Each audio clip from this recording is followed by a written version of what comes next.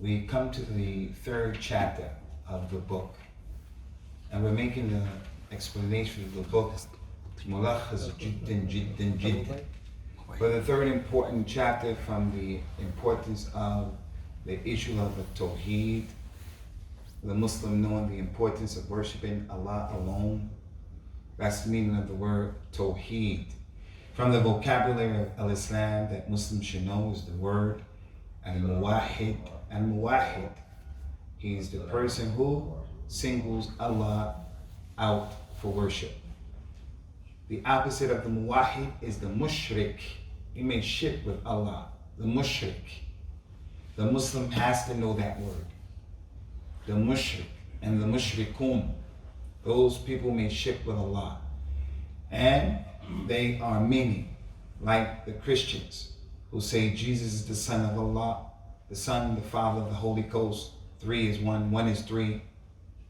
Uzair, the Yahud in the Quran, they said a man by the name of Uzair was the son of Allah, along with Isa.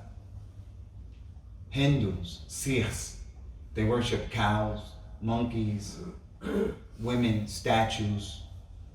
Anyone who worships other than Allah, they are mushrik. Whereas the one who worships Allah alone, he's a muwahid. He's a person of a tawheed. He singled Allah out for worship. So we're dealing with the book of a tawheed, the importance of a Muslim having tawheed. The Muslim who believes he has tawheed, but he believes in things like superstition, that the number 13 is unlucky, then there's a problem. He's not understanding that tawheed, and he's not correct, because the number can't help him, it can't hurt him. The Muslim believes if he sees a black cat, it means he's gonna have bad luck. Or the Muslim who believes in the dream catcher, that thing that people believe it will catch your dream. So if you have it in your room, in your house, you won't have bad dreams. All of that, kufr, disbelief in Allah Azza wa Jalla. So we're dealing with the book of At-Thahabi, Kitab of At-Thahabi, the importance of the oneness of Allah. Now I can tell you guys, and I can tell you all day long, there are people who are Muslims who compromise the importance of Tauheed. You can't be like that.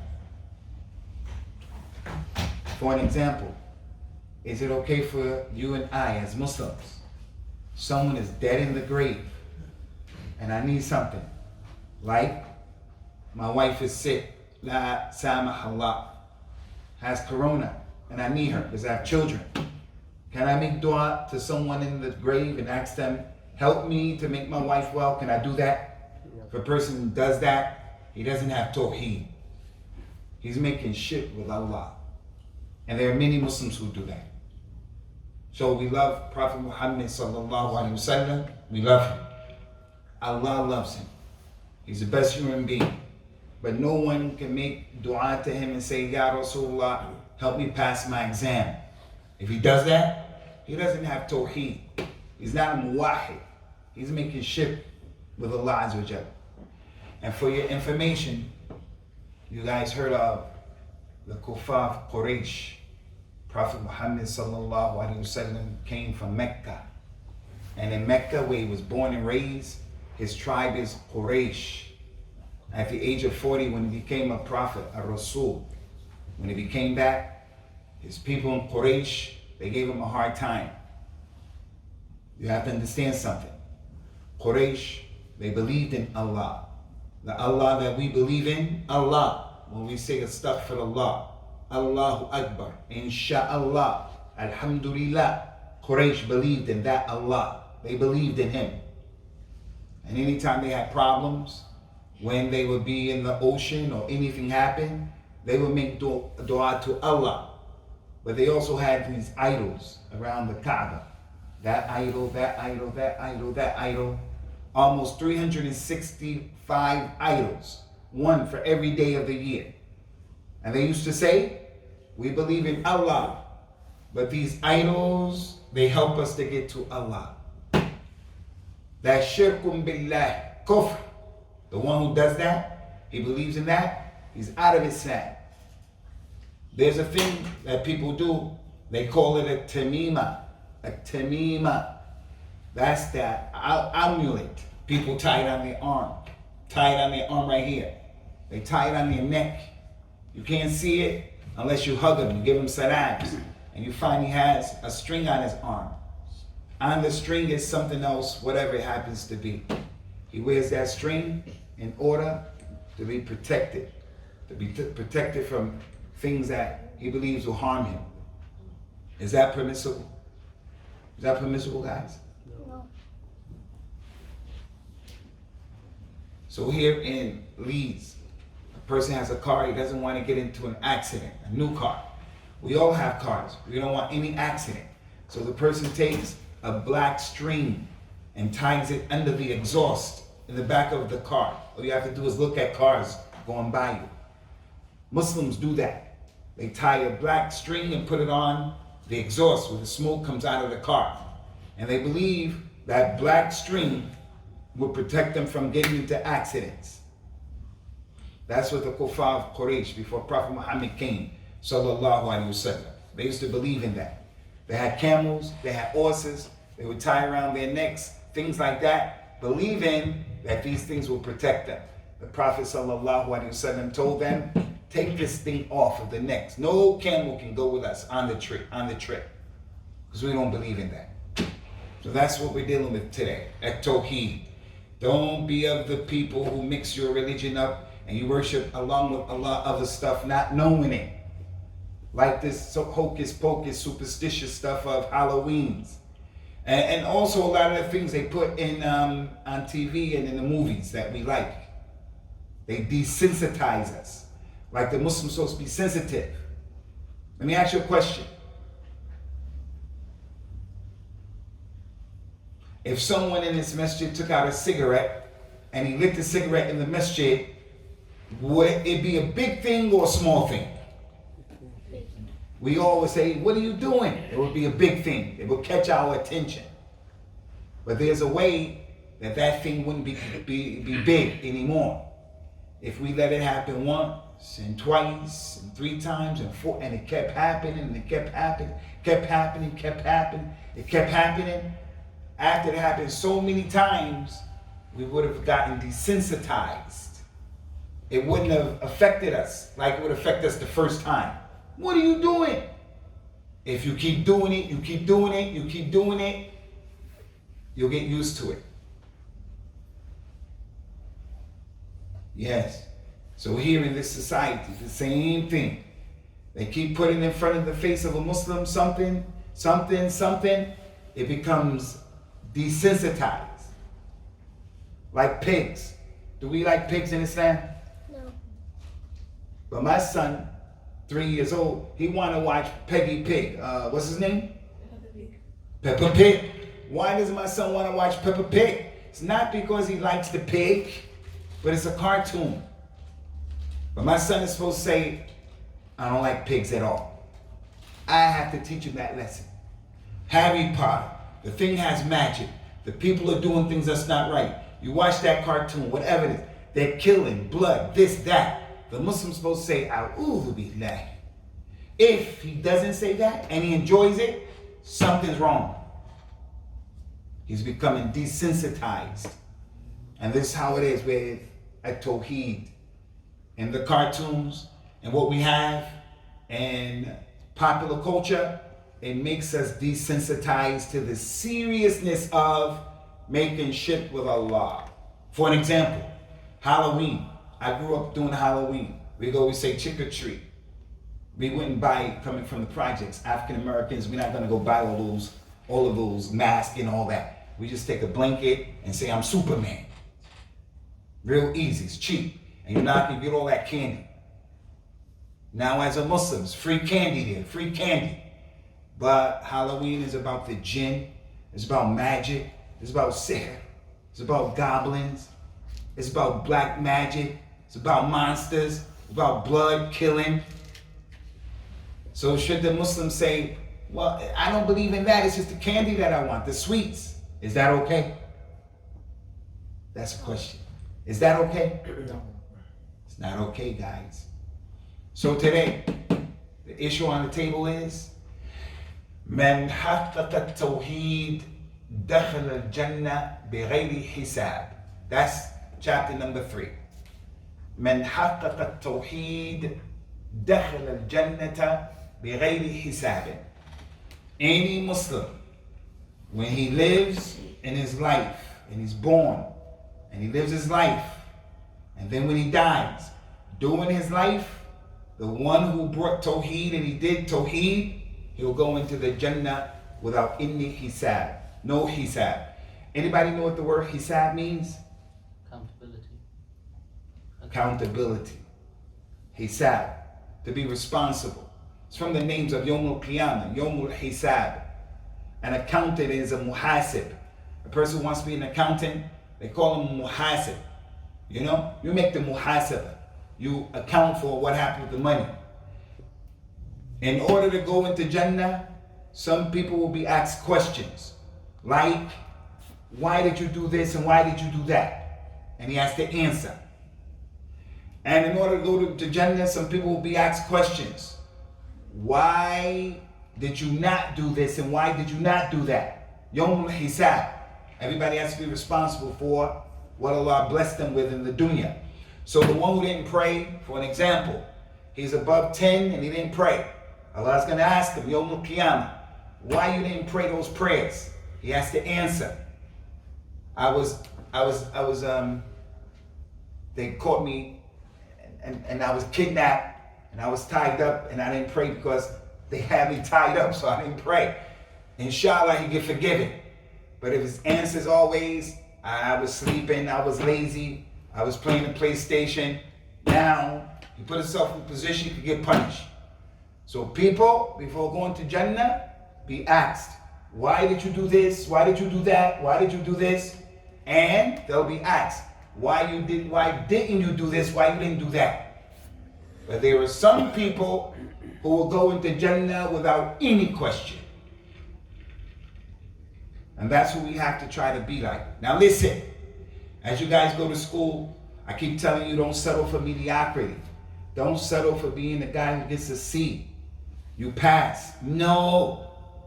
You have to try to be in the first row. You know, on Friday, first row. You want to be on the first row on the right.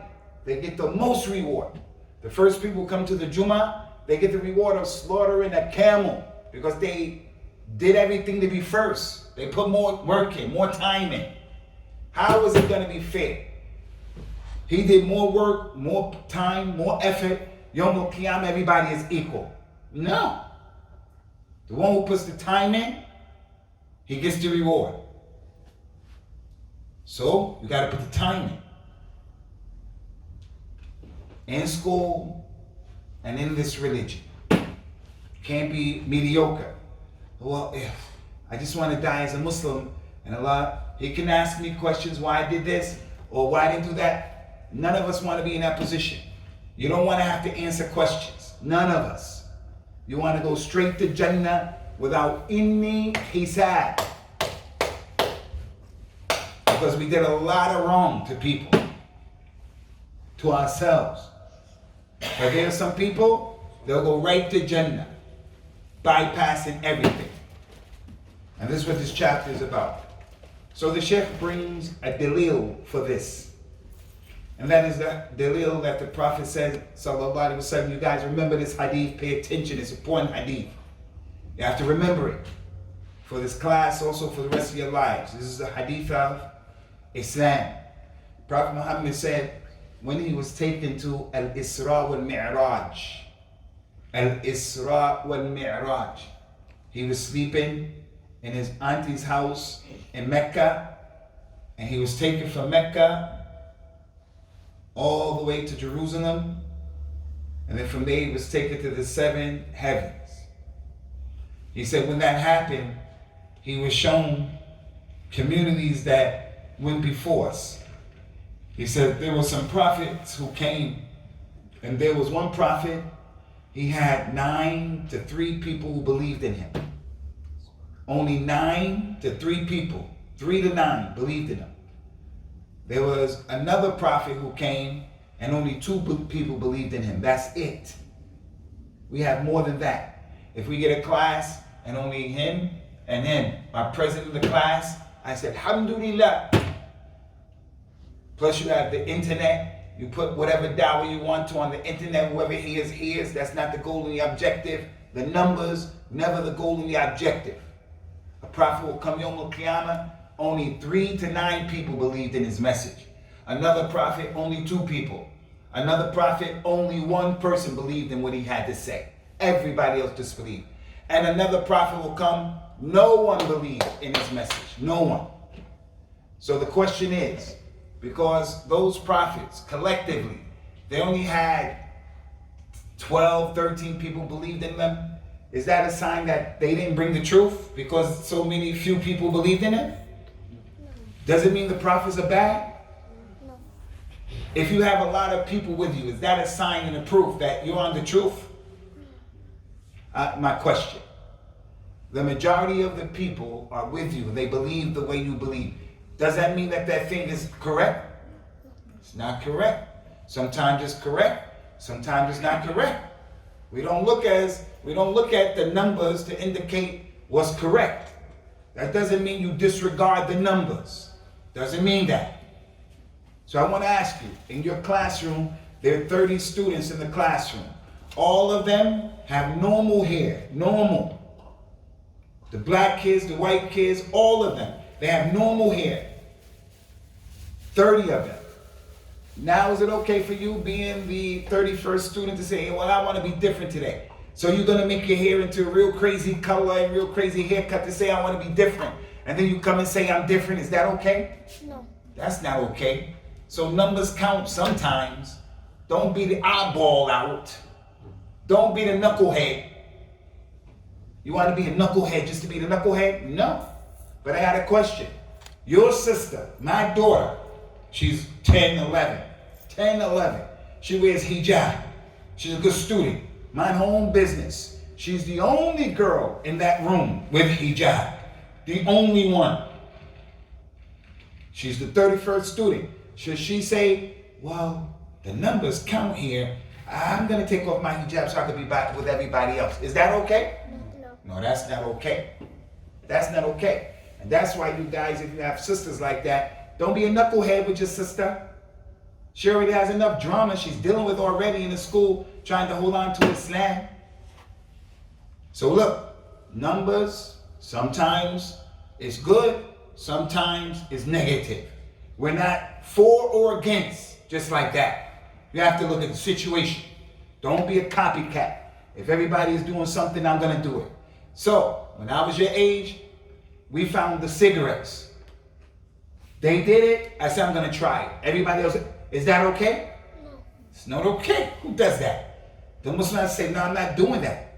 I'm not doing that. But if it's a thing where it's from this religion and you should be doing it, if you're the only one who's doing it, don't look at those numbers and worry about that. You have to tell those people, no, I'm not doing it. So for Halloween, the majority of the Muslims in your class, for Halloween, they're going to dress up for Halloween, for the Halloween party, the Christmas party, before the break of the school. Is it okay for you to do that because everybody else is doing it? No. Is it okay for you guys to do that? No. It's not okay to do that. It's not okay to do that. So the point here is, you have to have enough sense to make those kind of decisions. So the Prophet said, sallallahu alaihi wasallam, he told his companions that, and then he told them, Yawm al-Qiyamah, there will be 70,000 people who will enter into the Jannah, and they won't have any adab, and they won't have any hisab. Allah won't punish them, and Allah won't ask them any questions. 70,000 people. Now we have over 1 billion people in the world today. I think China has over 1 billion. India has over 1 billion. I don't know the population of the world today, but it's a lot of people. It's over 1 billion. I'm sure of that. From the time that Allah created Adam, salawatullahi wa salamuhu alayhi, until today, all of the human beings that have lived from Adam's time to today, the last baby being born right now, is that a lot of people or a few people? A lot. A lot of people. Is that a lot of people or a few people? A lot. It's a lot of people, man.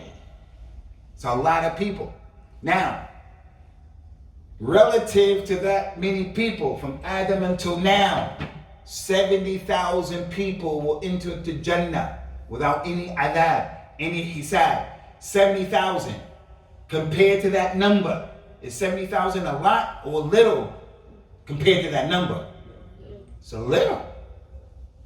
So we know that these 70,000 people are special. And we know getting into Jannah without adab or hisab is sa'b. It's not easy. Everybody here, you see that brother over there? He has a lot to be answerable for. That brother, that brother, that brother, that brother, we have a lot that we have to answer for. Wallahi. Everybody here. You guys have a lot, but you're still young. You're not totally min yet. You're not totally badik like that. You don't have to takalluf like that. But you're still responsible. But we have a lot to answer for. Stuff we don't even remember. And that's why the Prophet ﷺ used to ask Allah for istighfar a lot. And he used to ask Allah to forgive him for what he remember, what he doesn't remember. Stuff we don't remember. And only 70,000 people are going to go to Jannah without adab and hisab. They're special. Who are they? Prophet Muhammad said, they are the people who la yastarqoon. They don't ask people to do ruqyah for them. وَلَا يَقْتَؤُونَ. And they don't do al-kay. وَلَا يَتَطَيَّرُونَ. And they don't look at birds and the flight of birds or the color of birds and they make decisions. وَعَلَى رَبِّهِمْ يَتَوَكَّلُونَ. And they rely on their Lord. I'm going to explain it, brother. I'm explaining it because you know what it's talking about. Those 4 people, they'll go into Jannah, 70,000. Who are those 70,000, Ya Rasulullah? He said the people who, they don't ask people to do ruqyah for them, on them. They don't burn themselves when they get sick, and they are not superstitious. يَتَطَيَّرُونَ. The brother looked at his brother and said, what? The meaning of that is, some of these people in Jahiliyyah, and now, they'll look at the bird. So if the bird flies to the right, they'll say, yes, it's a good sign. It's a good omen. I'll get married. I'll invest. I'll buy the car. I'll do it. I won't do it.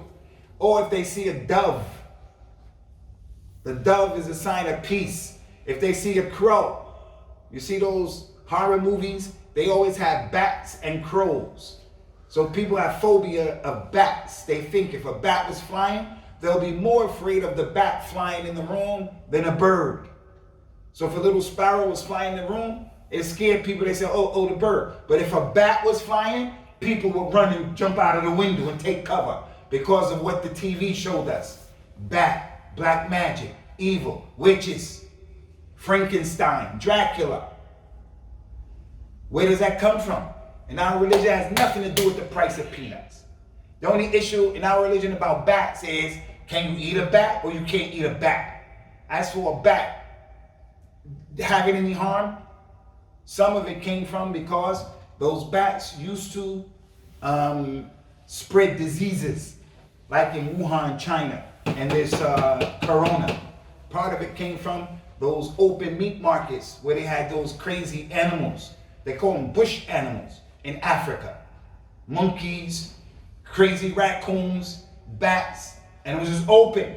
Now we have this corona. So, a long time ago, the people realized, oh, these bats, they spread diseases. So they add that into the folklore of evil. And now it takes on its own image. So as a Muslim, you can't believe in good luck or bad luck. There's no such thing as good luck and bad luck. No such thing. Everything is by the qadr of Allah. Everything. So that's the point about this hadith. Those people will enter into Jannah without any question. Now it's permissible for you, it's permissible. If you get sick, to say, come and read on me in ruqya, read the Quran. It's permissible. But if you don't do that, it's better. Don't go and get someone to do it. No. If you want to do it for yourself. Do it on your mother, your father, brother, sister, anybody who's sick. Rasulullah used to do it on himself. He used to do it on his grandchildren. He taught us ruqya that we could do on ourselves. But you shouldn't ask people. You should rely on Allah. Be patient. And you shouldn't make al-kay. You ever see those people where we come from? They have those marks on their bodies like they was burnt. You ever saw that? You didn't see that? Yes, it's stopping now. But where we come from in Africa, in those countries where people didn't have a lot of money, you get the iron, the copper, put it in the fire for a long time, and it'll take malaria out of you. It'll take hepatitis out of you. But the Prophet said, Inni akruhu kay. I don't like this thing. It's permissible as a last alternative. It's like divorce. It's like divorce. You don't make divorce right away. When you get married, your wife cooked the rice and she burned the rice. And you sit down and it's burned. You're going to say you're divorced? No. You're going to handle that. And then if something big happened, he says you're divorced. That's how that is. Last alternative. But it's permissible. But it's disliked. Makruh. Allah doesn't want us to get burned. We should run away from the fire. But in this case, necessity. And they don't do that bird stuff. You guys got that about the birds. So don't be scared of bats because they have special, no. Be scared of bats because if they bite you, make it rabies or something like that. But don't be scared of the bat because, oh, none of that. And don't look at those white birds, it means this, it means that. And don't look at any bird that it means and interprets anything at all. And now we have Muslims who are from the Asian background here in Leeds, in Birmingham, right now. These people with this religion of the Asian community. They have this thing where they believe in this thing called khatam, yarmi, where the souls that have died of the relative, they died. Souls come back, eat food, they're honored. Madness, nonsense. This is part of the birds as well. That the kuffar of Quraysh used to believe that the souls of their ancestors will come back in birds. They used to believe that. So any form of believing in souls coming back inside of birds, outside of birds, any belief, birds can bring goodwill, all of that is shirkum and kufr. And I have to say this because I don't think you guys make this mistake, but I'm sure to tell people be proud of where you came from. Don't be a second-class citizen and apologize that you're from Africa, you're black, you're Hispanic, you're Arab. Don't. Allah didn't make a mistake. But I found in a lot of the Afro-Caribbean, African-American brothers who find that renewed pride in where we come from, they go overboard. You have to have filters. Some of them want to connect with the ancestors. That's kufr and shirk. And we don't accept from African culture any of it what goes against the religion. I don't look at Fir'aun as being my brother or someone I'm going to raise up because he's black African civilization. I'll acknowledge and recognize what those people did, but I'm not going to say and be proud about that. Fir'aun was against Musa, so I'm against him. I'm not going to say he's my brother, he's my friend. So the point is, Yarmi Khatam, as Africans, that stuff about ancestors, all of that, shirkun kufr, it's not permissible. So those are the four. The Sheikh brought two other dalils. They're not as clear as this dalil. The bab is, من حقق التوحيد دخل الجنة بغير حساب. That's the bab. This hadith clearly shows that. That if you have tawheed, yawm al-qiyamah, and you don't do superstition, you rely on Allah with tawakkul, you don't do this stuff, you'll go into Jannah. So there was a companion, his name was Ukasha ibn Muhsin. He said, Ya Rasulullah, make dua that I can be from those people. Rasulullah said, you're from those people. Another companion said, Ya Rasulullah, make dua to Allah, I can be from those people. Rasulullah said, Ukasha beat you to it. I'm not going to keep making dua for everybody and everybody, no. Ukasha. So that's an important companion. Ukasha. He's not from the 10 promised Jannah, but he's one of those companions who Rasulullah told him by name, you're going to go to Jannah. All right, I'm going to ask you guys a question.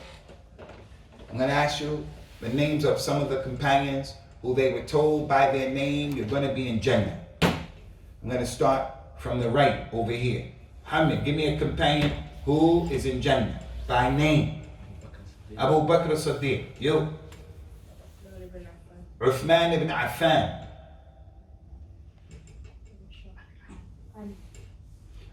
What you say? Ali ibn Abi Talib. Good job. You just stop being scared, choking. Just think about it. While I'm talking to him, you guys think about it. Don't be scared. It's just a question. But don't just get one because the guy may get your one. Then what you gonna do? You're gonna be stuck like Chuck. Don't be scared. Time is coming around. Good job. You.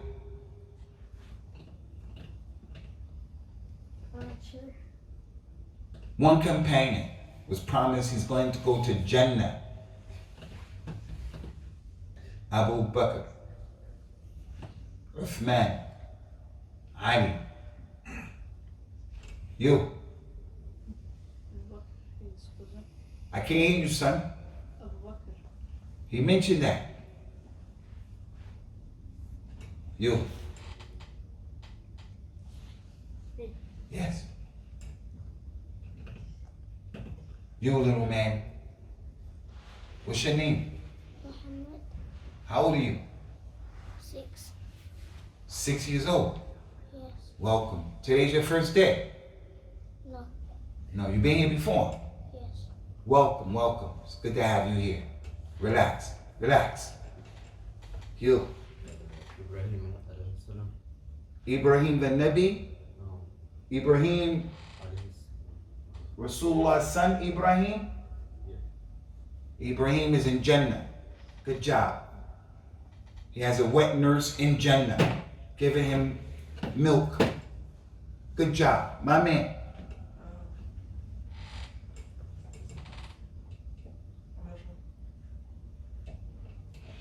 You.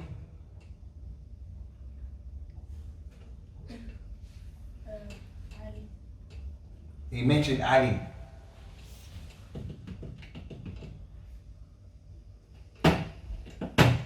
You. Talha. Good job. You. You. Az-Zubayr. Az-Zubayr. Talha. Ibrahim, the son of the Nabi sallallahu alayhi wasallam. Abu Bakr, Uthman, and Ali. What about Bilal ibn Rabah? I was thinking about that. I know you was thinking about it, but I saw it in your head. Bilal. I know you people know Bilal ibn Rabah. I know you know Bilal. What about Khadija? What about Aisha and Fatima? What about Hassan and Hussein? What about Ibn Maktoum, the blind companion?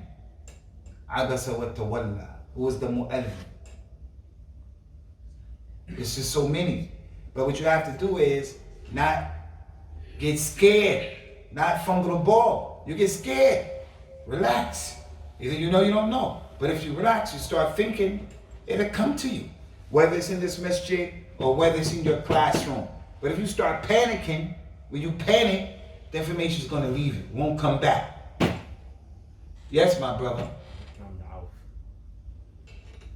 Uthman? No, Abdurrahman bin Auf. So many people, guys. Aywa. Yup. Any more? Any more? Any more coming to you guys? Any more? Yes. Who? Any more? Any more people? Any more? Sayyidina Umar. somebody missed Umar amongst all of them. So you always have to remember Abu Bakr, Umar, Uthman, and Ali. Always. Always. They have to be the first four because they're the best ones. Anyway, guys, back to the script. Back to the script. Now, the fact that you don't know, anyone can get a name, we're going to get off of that and focus on the point, the importance of a Tauheed. Don't mix up your religion with the shawa'ib of a shirk and khurafat, hocus pocus. I grew up, they used to say open sesame, open sesame. You guys know what that means? You know what that means? I'm sure you heard that, right?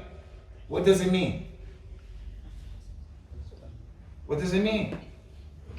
Like to them kuffar, what does it mean? Yes, magic, but what does it mean? Yeah, like when I was young, if the door was closed or something was locked, the jinn, the genie, he would come and say, open sesame. Why sesame? That's not the point. They came up with that word from somewhere. I don't know where that word came from, but that's what they used to show us when we were little. They used to show us the devil, Shaitan. He was a little red dude with some ears like this, and he had a pitchfork and like that. And no, I have to get that out of my mind as a Muslim. That's not the narrative. That's not the image in my religion. But that's how Christianity is, the world we're living in today. It's a system, and I'm not one of those conspiracy theorists, and I don't like those guys posting stuff to me. But this is a system, images, khurafat, false information. It's what makes the world go round today. So they keep these images in our minds, and these ideas and these concepts. But as a Muslim, you have to say, nah, no, it goes against my religion. And even if you don't understand how, when, where, and why, it's a divine protection for you if you do it. Okay, we're going to stop here, guys. The other two ayat, I have to be true to the book though. The Sheikh brought the ayat of the Quran when Allah Ta'ala said, Inna Ibrahim kana ummatan qanitan lillahi hanifan wa lam yakun min al-mushrikeen. Ibrahim was an ummah. He was an ummah. Ibrahim was by himself an ummah. And he was qanit, khashir. He feared Allah. And he also was hanif. And he was not from the mushrikeen. What's the connection of this? Whoever has tawheed will enter the Jannah without any adab or hisab. Ibrahim has some characteristics. These are the characteristics that'll get you into Jannah, inshallah, without any adab, any hisab. Ibrahim was an ummah. Anybody know what ummah means? What's ummah? Nation. An ummah, yes, my brother. A nation. Ibrahim was a nation. A nation by himself. He's by himself. That's what it means. Ibrahim was a nation by himself. One meaning is it could mean that. Because one man can be an army. One man can be an army. If he knows who Allah is, that's what we've been saying these last few days. If a person knows who Allah is, nobody can tell him what he can do, what he can't do. وَقَتَلْ جَالُوتَ وَقَتَلَ دَاوُودَ جَالُوتَ. Dawood killed that giant. Dawood killed that giant. He was younger, smaller, and he killed that giant. وَكَمْ مِنْ فِئَةٍ قَلِيلَةٍ غَلَبَتْ فِئَةٍ كَثِيرَةٍ بِإِذْنِ اللَّهِ. How many times in a small group of people defeat a big group of people by the permission of Allah? So,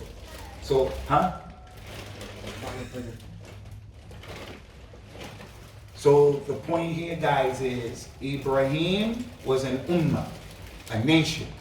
He did all of that stuff in Mecca, him and his son. And look how many billions of people go there right now.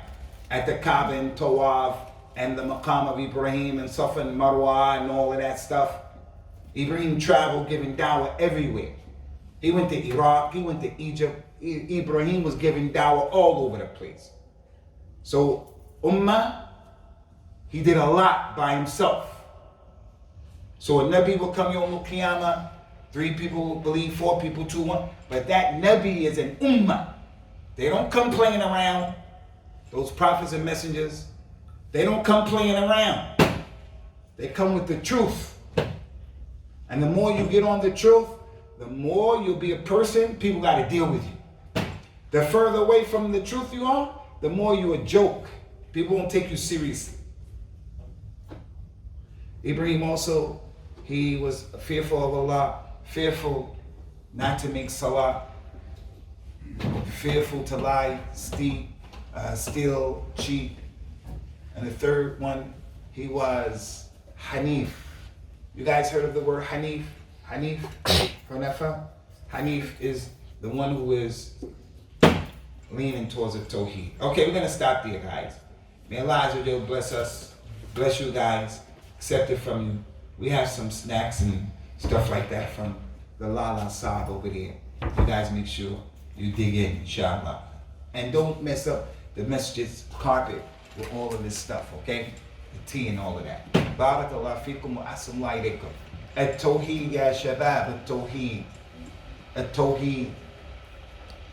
At-Tauheed means when it's Christmas time and you go to the local bakala, to the shop, and they have Coca-Cola for an example, and they have a Christmas tree on it or whatever, and they have another soda with no Christmas nothing. Tauheed is, if you brought the one with the Christmas picture in it, you're not sinning because it's on there. It got nothing to do with you. But if you leave that saying, I'm not drinking out of a can like that, that's Tauheed. That's Tauheed. Tauheed is, you're getting ready to pray your sunnah prayers, and you want to take a sutra so people don't walk in front of you. There's a person who's sitting there. You could make salat behind him and he's your sutra. You can. And you're not making sajda to him. But Tauheed is, nope, don't do that. Go over there by the wall so that you don't make sutra, you don't make sajda to the radiator with the fire when it's cold. You know, it look like a little fire is coming out of it. You know what I'm talking about, the radiator? The fire. What they call it here? Yeah, the radiator. And you see how it gets like it's red? If you make sajda in front of that, are you worshiping fire? No. It's just there. And it's giving heat to the room. But my Tauheed is, I'm not making sajda towards that thing like that. The Tauheed is when you go to America and you visit someone or in this country, whatever. In America, you go to America. You go to one of those basketball games, football games. Football, basketball. Before the game starts, you have to stand up. And they raise the American flag, and you put your hand on you, and you have to sing this song. Tauheed is, I'm not doing none of that. I'm not doing any of that. I'm not doing any of that. Because as a citizen, I don't have to do that, first of all, and my allegiance is to Allah, His message, Islam, and all of that. So Tauheed, guys, it's a lot of stuff. But what it definitely is not, is that hocus pocus Islam. Superstition, Christmas, Halloween, believe in this nonsense. Unlucky numbers, lucky numbers, movies you should be afraid of, ghosts, monsters, the jinn. Oh, no, all of that's against the right Tauheed. Okay, so now I need to talk.